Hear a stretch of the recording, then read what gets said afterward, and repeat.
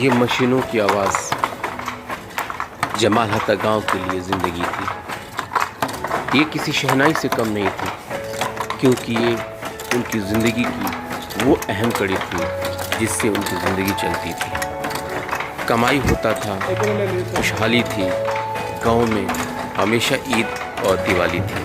लेकिन अब सब कुछ बंद पड़ा है। क्यों? आइए देखते हैं। एक आदमी 300 से ज़्यादा का काम नहीं कर पाता है। आप यहाँ 6 बजे लगे काम में 10 घंटा कीजिएगा ना तो 350 का मजदूरी हम कर लेते हैं। हाँ, इसका मजदूरी चाहिए 40 रुपया पर मीटर, लेकिन अब मजबूरी के चलते वो लोग कम देता है तो हम लोग किसी तरह पेट चलाने के लिए वो कर रहे हैं। अच्छा, सरकार से इसके लिए कुछ अनुदान तो मिलता है ना? सरकार से कोई अनुदान सर नहीं मिलता, सिर्फ कागज़ पे अनुदान आता है, चला जाता है। हम दिखाएंगे कि ये हम लोग अभी जमाल हता में हैं और यहाँ हम लोग जहाँ जिस जगह पे हैं ये लूम मतलब यहाँ पे है हैंडलूम, जहाँ पे देख सकते हैं आप ये किस तरह से यहाँ मशीनें लगी हुई हैं सारी। ये सारी जो मशीनें लगी हुई हैं, अभी हम जिससे बात कर रहे थे वो मशीन चला रहे थे, लेकिन जो प्रोडक्ट निकल रहा था जो बुनाई हो रही थी, आप देख लीजिए जब उसका मतलब जब वो निकलता है मशीन से, जब उतर जाता है तो उसका शक्ल कुछ इस तरह से इख्तियार कर लेता है। मैं अपने सहयोगी से कहूँगा कि ज़रा वो नज़दीक ला करके दिखलाएं इसको कि ये देखिए कपड़ा, ये क्या चीज़ कपड़ा है, ये शर्ट कपड़ा है। अच्छा, इसी को लिनन बोलते हैं क्या? ये लिनन? हाँ, ये लिनन नहीं है ना, ये प्योर कॉटन में हो गया। ये सब कपड़ा शर्ट का कपड़ा है। अच्छा,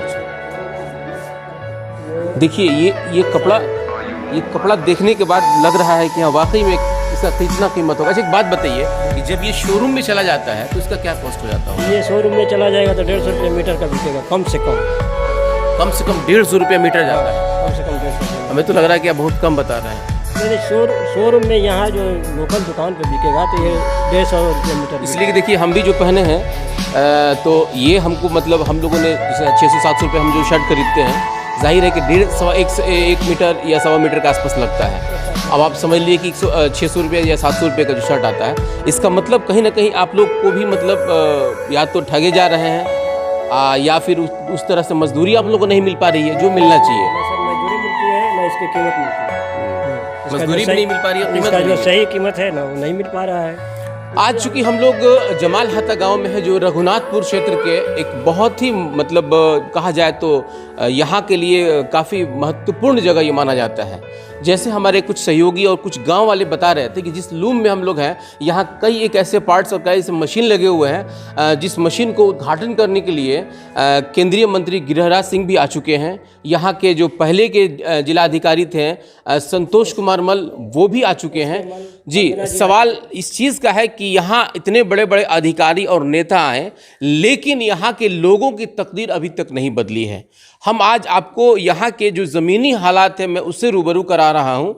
मैं अपने सहयोगी से कहूँगा कि थोड़ा इस लूम के बारे में पूरा मतलब फ़ोटो दिखलाएं। देखिए ये लूम बंद पड़ा हुआ है, हमको लग रहा है कि इस पर ये कई दिनों से बंद है। ये बता सकते हैं आप ये कितने दिन से बंद हुआ है ये वाला? ये करीब 15-20 रोज से बंद पड़ा है, यानी कि लॉकडाउन का असर पड़ा है। इसमें पैसे के अभाव से बंद हो गया। तो इसमें भूसी वगैरह लगता था। हाँ। जो जितना इसकी कैपेसिटी होनी चाहिए उतनी कैपेसिटी नहीं। ये क्या मतलब इसका रोल क्या था? इससे बिजली पैदा होती थी। अच्छा, इससे बिजली उत्पादन करके आप लोग उससे? हाँ।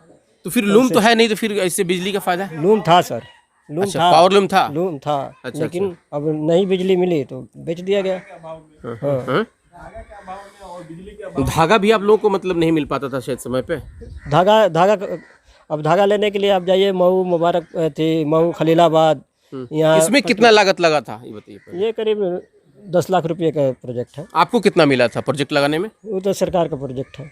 ये सरकार का प्रोजेक्ट है। आप देख लीजिए कि ये 2009 में सरकार का प्रोजेक्ट पड़ा हुआ था और सरकार ने इसको जो दिया बनाया उसके हाथ में ही था। लेकिन अभी हालात आप देख लीजिए कि क्या हुआ है। इसमें कचड़े का पानी इकट्ठा हो रहा है और इसके जो नीचे जितने भी लोहा लगे हुए वो सब वो जंग खा रहे हैं, यानी कि अब ये मरणासन की स्थिति पे पड़ी हुई है।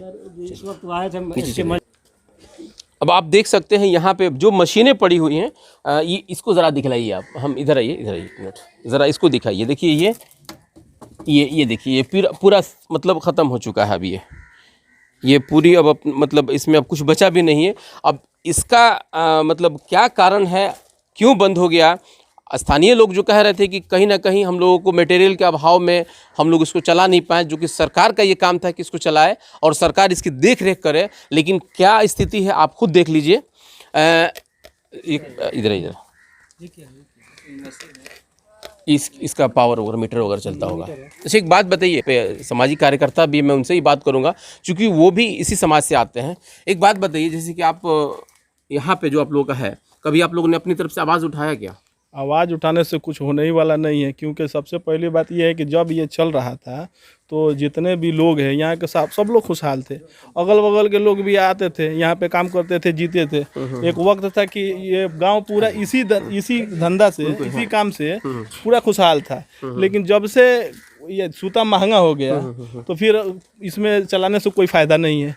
जब मार्केट में प्रोडक्ट हमारा महंगा होगा तो कोई लेगा नहीं। पहले सूता सप्लाई होता था, अब कच्चा माल एक्सपोर्ट होने लगा अपने यहाँ से। उसके तब से जाकर ये हालात बन गए। जब सूता महंगा होगा तो हम कोई भी प्रोडक्ट तैयार करेंगे तो महंगा ही मार्केट में जाएगा। तो हमको जब मार्केट नहीं मिलेगा तो कोई बिन नहीं सकता है। और गवर्नमेंट की तरफ से जो पहले अनुदान मिल रहा था तो वो अब तकरीबन बंद हो गया, और आता भी है तो धरातल तक नहीं पहुँचता है। ये कहाँ जाता है पैसा? अब ये तो हम लोग को भी नहीं मालूम है कहाँ जाता है। और हम लोग उसके लिए कई बार आवाज़ उठाए, पहले भी न्यूज़ में आया, लेकिन उसका कोई फ़ायदा नहीं हुआ। अभी जैसे ये बता रहे थे कि जो भी ये प्रोजेक्ट लगा था तो ये लगने के बाद इसमें तो पैसा लगा ही, सब लोग करने के लिए लगाए। लेकिन जब हमारे पास माल निकलने का कोई साधन रहेगा, कोई मार्केट मिलेगा, तब ना हम कोई माल तैयार करेंगे। अभी लॉकडाउन से जो भी धागा आ रहा था वो भी खत्म हो गया। अच्छा, इसका मतलब जो माल जो पहले निकलता था तो इसको बेचने के लिए भी कोई मंडी था क्या? यहाँ मंडी था सिवान में, जिसको हम लोग सट्टी कहते हैं। वो एक जगह था जहाँ पे कोई भी जैसे मच्छरदानी, चादर जो भी हम लोग बनाते थे अपने तरफ से, तो वहाँ पे वो एक मार्केट हमको मिलता था। वहाँ पे बाहर से जो व्यापारी आते थे खरीद कर लेकर जाते थे। आज हालात ये है कि वो सट्टी का जगह भी खत्म हो गया। आप सिवान में देखिए, कुछ इतिहास मुझे भी पता है क्योंकि मैं भी इसी समाज से आता हूं, और मुझे भी पता है कि जो सिवान का जो सबसे व्यस्त मंडी रहा करता था, जिसको आज तेलहट्टा के नाम से जानते हैं, वहाँ पे एक ऐसा जगह था जिसको बोलते हैं सट्टी, जहाँ आज भी अगर हम लोग जाएंगे तो वहाँ पे मच्छरदानी, चादर वगैरह मिलता है। लेकिन लोग बताते हैं, जैसे हमारे बुजुर्ग बताते हैं, यहाँ का स्थानीय लोग भी बताते हैं कि कभी उसका रुतबा एक पूरे बिहार में अलग था। वहाँ पे जब मंडी लगा करती थी, जब वीकली मंडी लगती थी, तो आजमगढ़ के लोग, मऊ के लोग, उसके बाद उत्तर प्रदेश, झारखंड तो उस वक्त ये बिहार में था, लेकिन नेपाल तक के लोग यहाँ आकर के मंडी मतलब अपने खरीदते थे और जाकर के बेचते थे। अकबरपुर, सुल्तानपुर, जौनपुर, फैजाबाद, हर जगह के व्यापारी यहाँ, सीतापुर से यहाँ की चादरें और यहाँ खलीलाबाद जाकर के बिकता अभी का था। क्या स्थिति है? मान लेते हैं काम तो सब आप लोग बंद हो गया, फिर आप लोग का दिनचर्या कैसे चलता है? देखिए सर, ये पहले स्रोत कुछ है आप लोगों का? जो 1989 में यहाँ बंद हो गया, एकदम प्राय मृत पड़ गया 1989 में। उसके बाद हम लोग इसको जिंदा किए 2000 में। 2000 में जिंदा किए, एक चालू करके। इस वक्त 70-75 ठो लूम चल रहा है पूरे गांव में। 70-75 लूम चल रहा है? हाँ, चल रहा है। तो वो भी अपना नहीं चल रहा है, मजदूरी पर, नरीनपुर के मजदूरी पे चल रहा है। मजदूरी कर रहे हैं लोग, दूसरे आदमी, दूसरा पार्टी ऑर्डर करता है, उसका माल तैयार करके हम देते हैं। वो धागा भी देता है, हम अपना नहीं कर सकते हैं क्योंकि सबके पास उतना पूंजी नहीं है जो कि धागा, महंगा धागा ला कर उसके बाद उसको बनाए और बगैर मार्केट के उसको सप्लाई करे। तो ये सबके बस की बात नहीं है। यहाँ पे सब लोग गरीब लोग हैं, यानी कि दोहन हो रहा है, कहीं ना दोहन हो रहा है। अब जो बड़ा पूंजीपति लोग हैं वो अपना ऑर्डर देकर बिनवा रहे हैं, तो लोग मजबूरी में क्या करेगा, मजदूरी कर रहा है। पूंजीपति में मतलब कौन लोग होते हैं? क्या आपके कम्युनिटी के भी लोग हैं उसमें? ना, उसमें कोई नहीं है। हमारे मरवाड़ी लोग हैं? सब मरवाड़ी लोग हैं। मरवाड़ी लोग जो ऑर्डर करते हैं वो माल तैयार करके दिया जाता है, वो मजदूरी देते हैं। अब मजबूरी में कोई क्या करेगा? यानी कमाए धोती वाला, खाए टोपी वाला। हाँ, वही हाल है। अभी जो हालात है, अगर बाहर न जाए कोई मजदूरी करने के लिए तो भूखे मरेगा। एक दिन था कि अगल बगल के सब लोग आकर यहाँ पर जीते थे। 10 गांव के लोग, 10 गांव के लोग आते थे यहाँ पे। लोग सुबह 4 बजे यहाँ आ जाते थे। हमारे साथ एक बुजुर्ग भी हैं, हम उनसे भी बात करेंगे। चाचा, आप एक बात बताइए कि आप तो खैर बहुत देखे होंगे जमाल हत्ता को, क्योंकि आपकी भी उम्र हमको लग रहा है कि 80 साल के होंगे आप। क्या उस वक्त का दौर रहा होगा और आज का क्या दौर है? आज का तो दौर जो है बहुत खराब है, उससे भी बहुत बुरा हाल है जी। हम लोगों का। उस वक्त तो मतलब ये जब तक के कांग्रेसी सरकार रही जी। तब तक के हम लोग जो हैं अच्छे से तरीके से गुजर के अच्छा था। अब कांग्रेसी सरकार के बाद जो है जब से नरसिम्हा राव आए तो उस वक्त से लेकर के आज तक के अभी तक के ये सरकार आई है तो कोई हम लोगों को कोई इमदाद नहीं, तो कोई सारा परेशानी से साथ हम लोग गुजर कर रहे हैं किसी तरह से। आने वाले नस्ल के लिए क्या कहेंगे आप लोग? क्या वो इस पेशा में रहेंगे कि इसको भी छोड़ दिया जाए? नहीं साहब, हम छोड़ेंगे कैसे? हमारे बाप दादा की ये जो है पेशा है, विरासत हम कैसे है। छोड़ेंगे? छोड़ नहीं सकते इसको चलाएंगे, छोड़ेंगे? फायदा तो नहीं है इसमें, अब क्या कीजिएगा? फायदा नहीं है। जो ही फायदा है या जो कुछ नहीं होता है, हम लोगों से जो है जो हो सकता है उतना करेंगे। अपना नाम बताइए। हमारा नाम जो है मोहम्मद यहिया है। देखिए उम्र तो इनकी 80 साल की है, 85-86 साल की, बहरहाल वो नहीं है, लेकिन जज्बा देखिए। जब मैंने इनसे कहा कि क्या आप इसको बंद कर देना चाहिए, तो मैं सल्यूट करता हूं इनको कि इन्होंने कहा कि नहीं, ये मेरी विरासत है और मैं इसको आखिरी दम तक जिंदा रखूंगा। मैं यहाँ कुछ नौजवान हैं, उनसे भी बात करूंगा कि तुम लोग अब इधर आओ, कुछ ऐसा देखिए जैसे चाचा ने कहा कि नहीं, मैं इस विरासत को बचा के रखूंगा, क्योंकि अब ये आखिरी अपनी ज़िंदगी के सफ़र में है। आप लोग क्या चाहते हैं? हम भी लोग चाहते हैं कि उसको बचा कर रखें, हम लोग भी बीनते हैं। तो इसके लिए कैसे काम करेंगे आप लोग? सरकार अनुदान दे नहीं रही है, तो फिर करेंगे क्या आप लोग? ये अपना ही काम कर रहे हैं, जैसे सूता है ना पहले का, वो अपना बीन रहे हैं। तो मतलब सरकार से आप लोग को चाहिएगा ना, मान लेते हैं कि अब जीना तो है, तो फिर करेंगे क्या आगे? चाहिए करेगा, नहीं देगा तो कहाँ से बीनेंगे? हम लोग मांग करेंगे सरकार से। आपके माध्यम से जैसे कि अभी देखिए सारी राजनीतिक पार्टियां अपने अपने इतिहास को निकाल रही हैं। कोई सावरकर को देख रहा है, तो कोई गांधी जी को देख रहा है, तो कोई टिप्पू सुल्तान को देख रहा है, लेकिन उसमें हमें सिर्फ राजनीति नजर आती है, जिससे हमारा पेट पलना है, जिससे हमारे रोजगार मिलना है, जिससे हमारे बाल बच्चों को, जिससे हमारा वंश चलना है। आज हम उसके लिए ललायित हैं कि कोई तो कम से कम आए इस सफ़र में हमारा हाथ थाम ले, ताकि हमारा बीच में हमारी सांसें नहीं रुके। मैं यहाँ के लोगों से बात तो किया, लेकिन मुझे एहसास हुआ कि सच बात है कि ये लोग इस पेशा को छोड़ना नहीं चाहते हैं।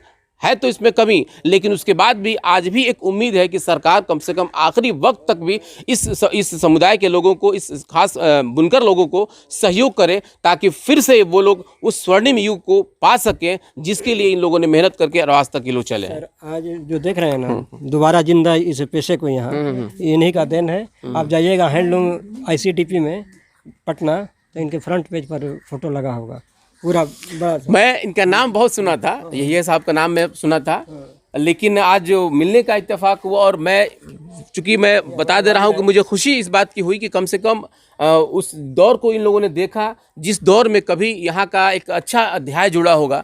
चाचा कुछ अपना एक बताइए, जिस वक्त आप लोग मतलब थोड़ा टाइट होंगे आप और इस व्यवसाय को आप लोग अच्छा लेके चले गए होते, उस वक्त किस तरह का यहाँ का माहौल रहा होगा? देखिए साहब, हम लोग जो है ना किसी तरह से इसको सूता जब के नहीं था, तो उस वक्त हम लोग बनाए भी हैं, बना करके गांधी जी की तरह काट करके सब। हाँ, बनाए भी हैं उस तरीके से करके, तो है किसी तरह से इसको जो हम लोग आपने आगे बढ़े। हम कांग्रेसी सरकार ने खैर मदद किया, हम लोगों को बहुत मदद किया, उसके मदद के बिना पर हम लोग आगे बढ़ गए। अब तो कांग्रेस सरकार है नहीं, अब तो बीजेपी और नीतीश कुमार की सरकार। अब तो जो सरकार इन लोगों तो इससे क्या कहेंगे? तो अब इनसे जो हमको यही कहना है कि हम लोगों को इमदाद मिलनी चाहिए, हम लोगों को आगे बढ़ने के लिए मौका देना चाहिए।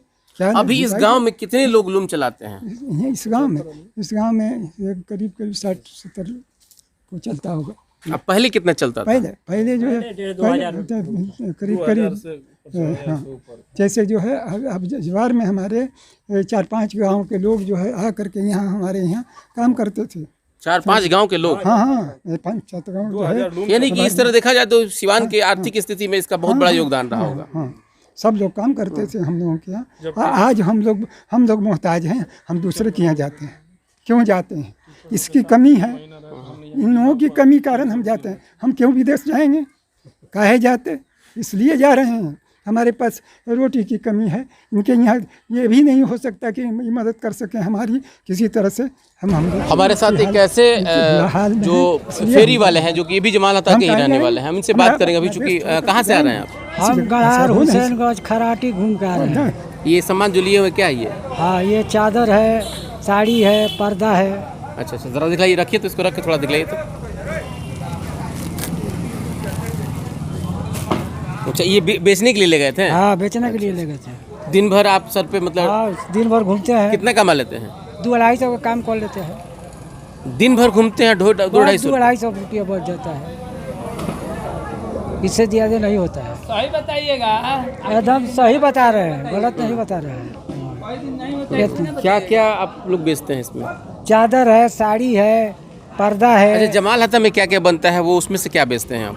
जमाल आता में इस वक्त कुछ नहीं बन रहा है, झूठ थोड़े हम बोलेंगे, कुछ नहीं बन रहा है। कुछ नहीं बोल रहा है, सब फॉल्स है वहाँ। जो कारीगर चल रहा था वो भी बंद है। क्या है, सरकार उस पर ध्यान नहीं दे रही है इसका मतलब? सरकार उस पर ध्यान नहीं दे रही है। अगर दे भी रही है तो जो चमचा बेचा है वही खा जा रहा है, तो कारीगर को कहाँ से मिलेगा? कारीगर को मिलेगा कहाँ से? चमचा बेलचा खा जा रहा है। खा जा रहा है। मशीन हमारे ही नाम पर पास हुआ, खा गया 17,000 रुपया, तो कहाँ से मिलेगा हमको? ये चमचा बेलचा जो व्हाइट पहन कर, हाँ हाँ, वही लोग खाते हैं। हाँ। आपके नाम पे पास हुआ था? हाँ, हमारे लेकिन नाम मिला पर नहीं? मिला नहीं, हमको मशीन नहीं मिला। तो फिर आप किसी से शिकायत किए नहीं, डीएम होगा से किसी अधिकारी? किससे शिकायत करें? अगर छोड़ के जाएंगे तो जो भी कमा रहे हैं वो भी चला जाएगा। शिकायत किससे करेंगे हम? जहाँ जाएंगे सब वही है, तो हम जाएंगे कहाँ? बात यही है। तो यानी किसी से आपकी जिंदगी बस चल बस रही है? इसी से। बाल बच्चे हैं कुछ? हाँ हाँ, बाल बच्चे। वो क्या करते हैं? वो लोग भी बेकार, एक बड़ा बेकार है। लॉकडाउन में सब लोग बेकार है बा। देखिए बेचारा जिस तरह से बता रहे हैं आप, मतलब सर पे ढो रहे हैं और उसके बाद अपने परिवार को जीने की कोशिश कर रहे हैं। जैसे एक बात बता रहे थे कि चमचा बेलचा सब खा जा रहा है सब, ये सच्चाई है। ये आदमी इसलिए कह रहे हैं कि ये आदमी के अंदर जो आत्मा रो रही थी इसको लेकर के कि अगर मेरे पास भी लूम रहता तो मैं भी अपने जीवन को अच्छी तरीके से जी सकता था, लेकिन चमचा बेलचा मतलब आप खुद समझ सकते हैं कि कौन चमचा। फिर उस पर इसको लपेटा जाएगा, तो वो तैयार होने के बाद वो बनता है। उसको बीमा बोलते हैं, तानी बोलते हैं। अच्छा अच्छा, तो ये मतलब इसमें कितना, वो जो बड़ा सांप रखे हो पूरा इसमें आ जाएगा? नहीं, उसमें ये देखिए सर, ये 1700 मीटर की होती है। अच्छा, 1700 मीटर? हाँ, 1700 मीटर इसमें आता है। तो 1700 मीटर में ये आपको बन जाएगा करीब करीब, आपको इसमें बन जाता है 300 मीटर। अच्छा अच्छा, 300 मीटर का वो होगा। हाँ, आपको बन जाएगा जी। जरा फिर से चला के दिखलाइए एक चरखा, थोड़ा सा हम भी। ये चरखा गांधी जी के सपनों का चरखा था।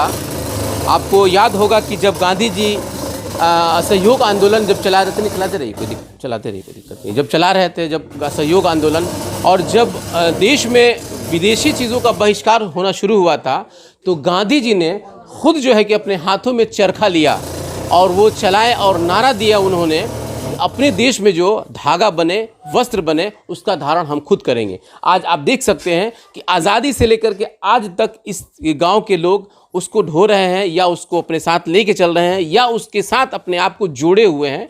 ये एक बहुत बड़ी बात है, लेकिन कहीं ना कहीं सरकार का जो एक रवैया होना चाहिए इस समाज के प्रति, बुनकरों के प्रति, वो कहीं ना कहीं नाइंसाफ़ी बरतती है।